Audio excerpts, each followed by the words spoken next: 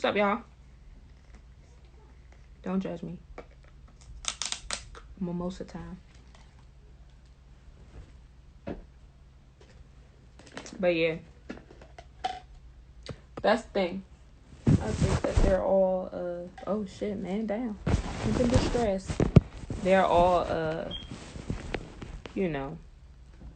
reflections of discord. They're showing discord within the black body. It's creating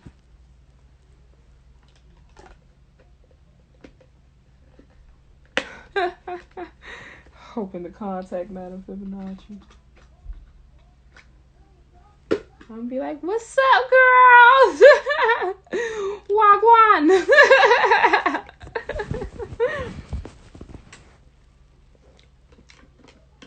That would be a great spirit to call on for divination too. And for help with learning how to do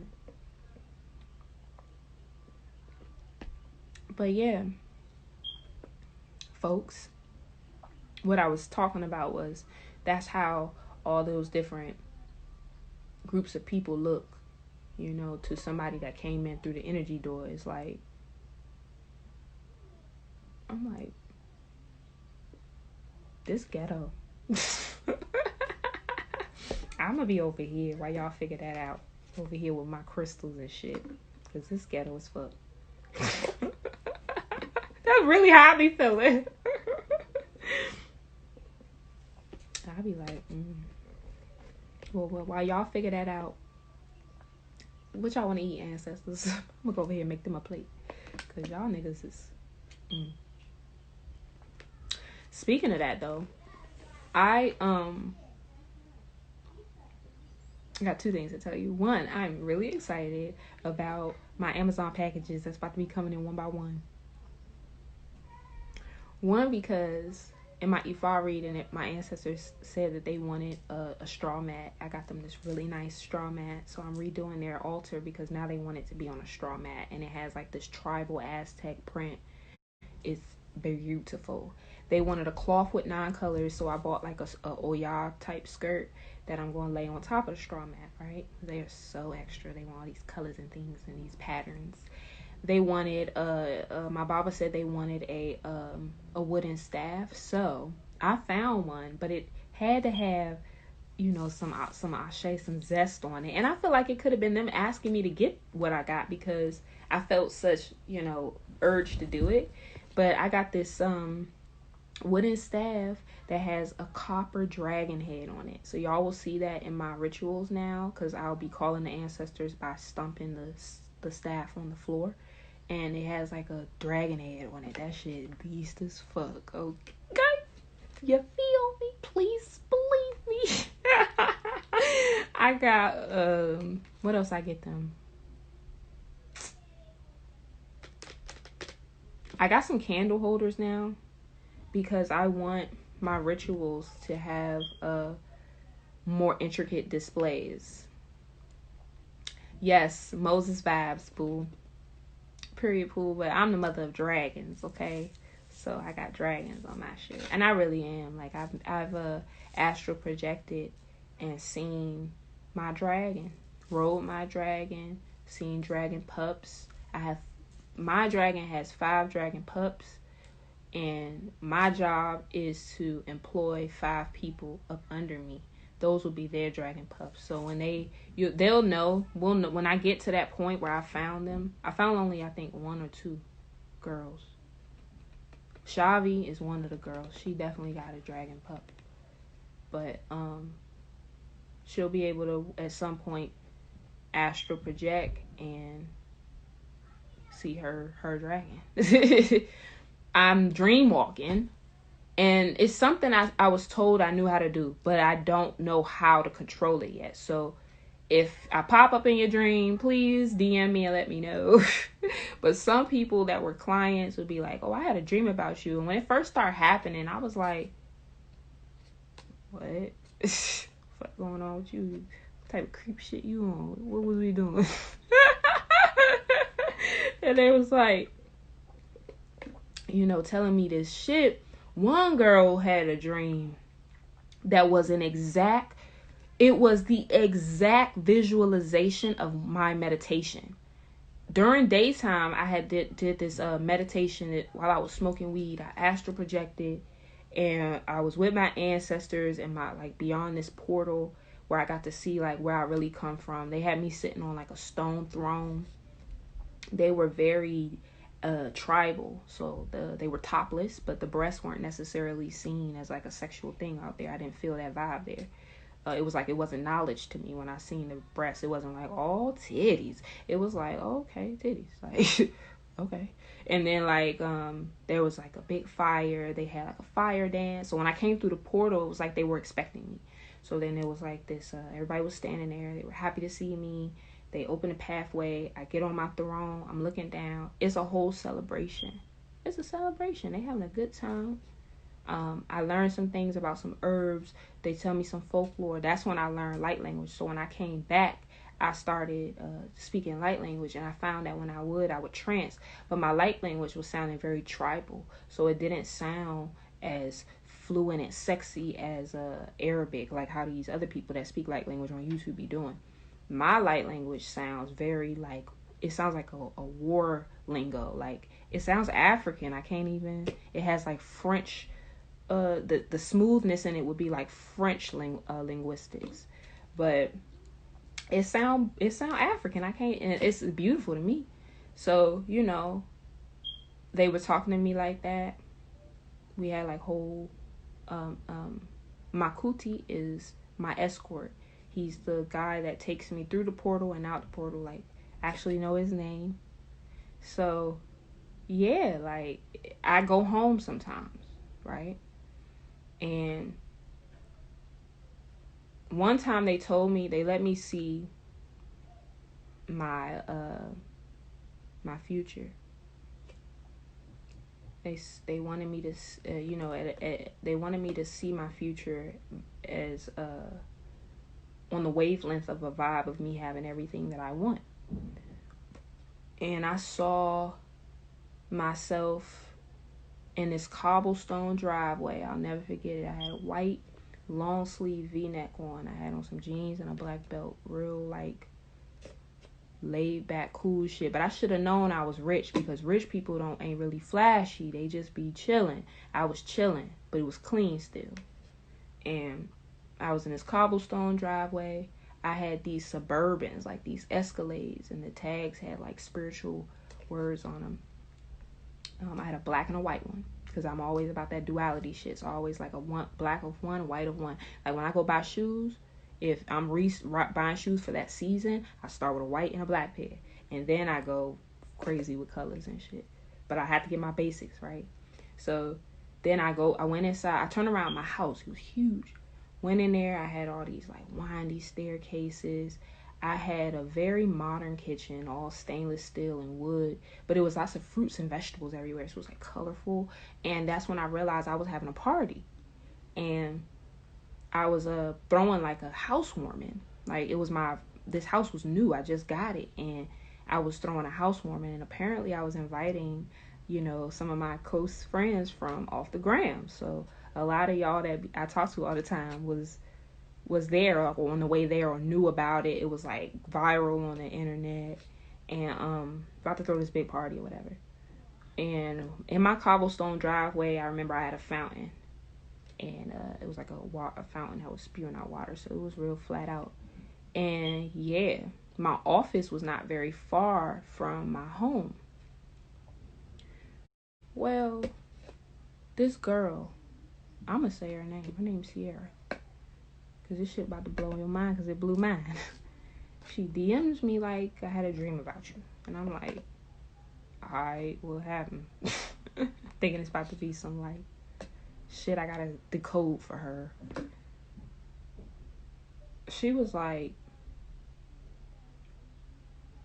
that I'm sorry, I'm stuttering because this shit blowing my mind. She told me that she was on her way to my crib. Like, it looked like there was this, like I was having a party or something. But it was like everybody on Facebook knew about it, so it was a big deal.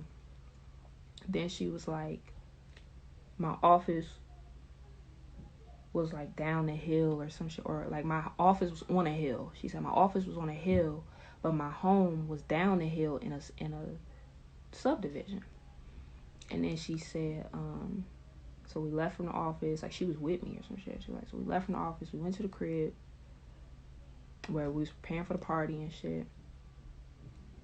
She said she saw a black and white Suburban with tags that had spiritual names on it. Somebody DM'd me this. Then she said that something like the scenery changed, and she was beyond the portal, yo. She said where we were at, everybody was in the nude. She said I was in the nude, but it wasn't like in like this nasty, sexy way or nothing. So I knew what she was talking about because I know that vibe. It was just normal. And she was like, and we spoke by looking at each other. Like she said, I spoke light language, but she didn't know how. So I communicated telepathically to her in the dream. And then it was like she was getting ready to go with me beyond the portal. So at this time, she was in like this hospital bed. And in my meditation, before I walked into the portal, I was laying in a hospital bed, being hooked up and shit. And then I got up and walked into this portal on the wall. She was laying on a hospital bed, son. In her dream. I swear to God. I'm shook telling the story. Because I'm still like, how the fuck? How? That was a meditation I had in broad daylight. I was sitting on my couch in my room. I have a couch in my room. I was sitting on my couch in broad daylight, smoking a blunt, listening to a guided meditation. My cousin took the blunt. I drifted off, and when I came back, I was never the same. That's when y'all saw my brand just explode, because I don't know, shit just start happening. And it wasn't even like shit start happening, like things was happening, I didn't know why. I was doing it. It was like something happened to me when I came back. I just knew some shit. I seen some shit. I touched some shit. I did some shit. And I'm not the same. And then 3 weeks later, one of my clients has a dream of me, and it's everything I saw in that meditation. I don't know. You couldn't have made it up. And I'm just sitting there like, I still got that shit, bro, in my phone. I just be looking like, son. And now her ears won't stop ringing and shit. So her ears is ringing and shit real bad. That's gonna happen though. But she's part of my tribe though. I'm supposed to guide her. I'm supposed to teach her. She's supposed to like be somebody that stick by my side through my progression. Because she was at that party. So, yeah. Wow, shit, huh, y'all?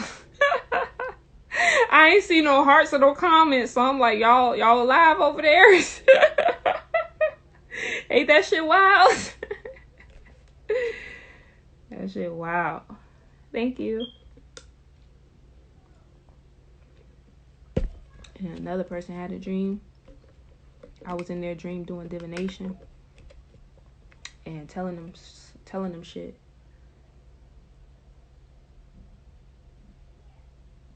And I'm just like, I be dream walking. I be popping up in people's dreams and doing things, ushering them into new consciousness for real. And then they be in my DM like, yo, and I'd be like, yo. I'd be like, look, I'm gonna do all I can, okay? Just hold on for the ride. Because really, the brand is my lifestyle. That's why I'm a little excited, too, about having this YouTube, because I'm about to start doing some more personable recordings. Y'all get to see what it's like in my house. I might do a little fake-ass web series where y'all could see what it's like, a day in the life my struggles, my shortcomings, the good times, the laughs, my family when they come over, which is family that I appointed. A lot of them are not blood related. But I learned that in my life that, blood just make you related. But family is a loyalty thing. It's an action thing. So, you're going to have some people I call my cousins that their mothers, I don't even know them.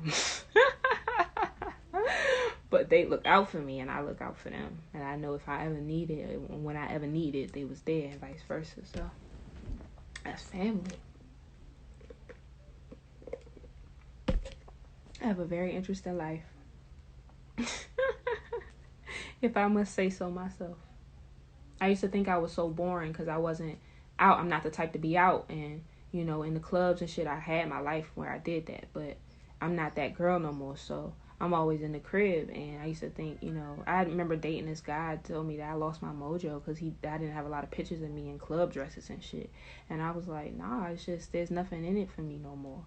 What y'all celebrating? Y'all popping bottles all the time, but y'all ain't making no real moves. Like, I could celebrate when I actually have a reason to. I'm working, I'm grinding, I'm getting to know myself, I'm healing, I'm raising these kids by myself, and that's hard. Like, taking care of my family, trying to step up and force unity in my family, the ones that are alive. You know what I'm saying? I'm really trying to do some shit out here, and, I don't got time to go to the club. You can catch me at a lounge every now and then, maybe to have a shot or two, but even after that, I'm out.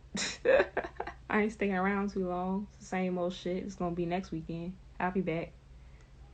My mindset. So, he told me I lost my mojo and shit. But I feel more alive doing what I'm doing from, this business because, yeah, I'm in the crib, but we all gotta be kind of. But I'm still very much so active. I'm still very much so talking to people involved, in their lives. I'm like a virtual best friend to a lot of people. And when you take the life of being a diviner, you learn a lot of secrets. You see a lot of things that sometimes you don't even want to speak on. You don't want to be the bearer of bad news. You don't want to be the one that got to get in their ass. But you do. And I feel like isn't that what a best friend supposed to do? And I ain't supposed to then tell your business. And if I use it as an example, I'm not supposed to say who it is. I'm not supposed to, lead any clues. And I don't. I very rarely talk about the readings that I have and the results that come from it. I very rarely tell y'all people's personal stories outside of generalizing them. But I very rarely be like, well, this one particular girl, I remember reading, like, that's tacky. There's HIPAA policies involved with being a reader because technically I'm like a therapist. I'm like a spiritual therapist, and my credentials are my spiritual connections and the fact that I'm still a student of life. So I'm constantly learning, I'm constantly studying. My brain is still growing, which makes me qualified because I'm being exposed to things that help you understand what's going on in your life.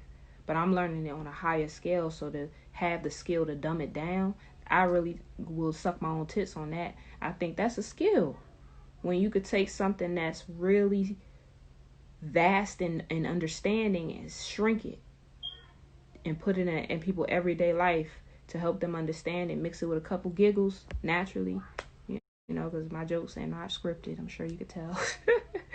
But even that one. But no, I'm serious. So, yeah.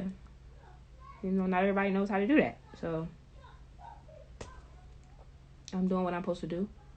My point is, it's a quality that comes from that you have to embody to do it righteously, and also to do it well, and to do it for so many people at one time. I get readings for myself from other people sometimes, because I do y'all readings so much that my energy be tapped out, can't see for myself. So sometimes I'll like just pay somebody else, but there's a beauty in that. There ain't no competition in divination. One, because yes, we all have our basic understandings of certain concepts of how to read, but the sight is strictly your own. Your sight is your own. What you see is not different. Because it's different doesn't make it wrong or incorrect. So, I love to let other people do readings for me, because there are things that they could see that I probably would force myself not to see just because I don't want to hurt my own feelings. And so I love that I belong to this community where so many of us, I can just pick from the fucking litter. There's a lot of good ones, out here. But yeah.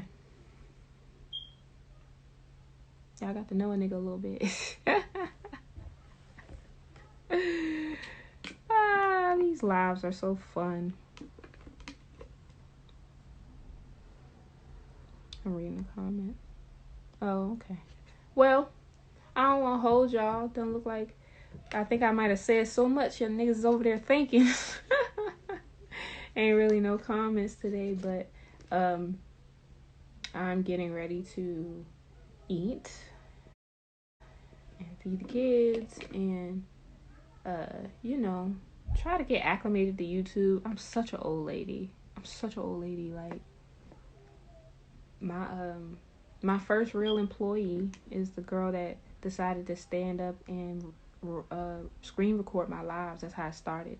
So Madam Fibonacci page, my main page, the lives were blocked after the debunking Christianity thing was done. So then I created another Instagram, this one, Fibonacci Gang, for my lives. And then she used to watch my lives on there, so she would watch my lives on here. And she screen recorded them, then sat and chopped them up into 10, 15-minute increments and then posted them on the Ori of Emmy page, which has nothing but all my screen recorded lives. And I thought that was fucking beautiful and honorable. And I felt like, wow, like, you doing that for me? Like, what I'm saying mean that much to you that you want to keep it documented on a page all for itself? I thought that was beautiful, so I started paying her to do it. My first employee. Then she was like, I can help you with a YouTube. She told me about her credentials and certain things she knew how to do. She made me a YouTube, and it was beautiful because I was just really scared. I knew that at some point I would have to go to Zoom and YouTube and start doing podcasts. Like, I knew at some point I would, but I'm real spiritual, y'all. I'm not that savvy with that type of shit. So I'd be like, yeah, I knew I had to do it. I understood the reason and how it could help the business, but I just was like, how though? I don't know how to do this shit. And then somebody made themselves available, when I needed when the need was there and when it was time for it to be met. She made me a YouTube, so she's my first. I read on it. I included my ancestors, and they were like, if she puts in any efforts, you have to compensate her for her energy because she doing that shit solely for you, bruh. Like, she don't really get nothing out of doing that. So you gotta give her something out of doing that. So if you're making money off of the fact that people are watching these videos, she should get some of that. And I was like, all right. So I cash shop her with no motherfucking problems. You ain't even got to ask. Because I'm grateful, and that's how you do it, and that's how you keep, good energies coming and going, But that's that. So I said I'm gonna leave, so I'm gonna leave. I'm gonna get off now. Y'all have a great day. I'm gonna still be active on the Madam Fibonacci page, and I got a couple readings that were paid for to do. If you're in my class, you know where to meet me. Meet me at Zoom, 9:30 p.m.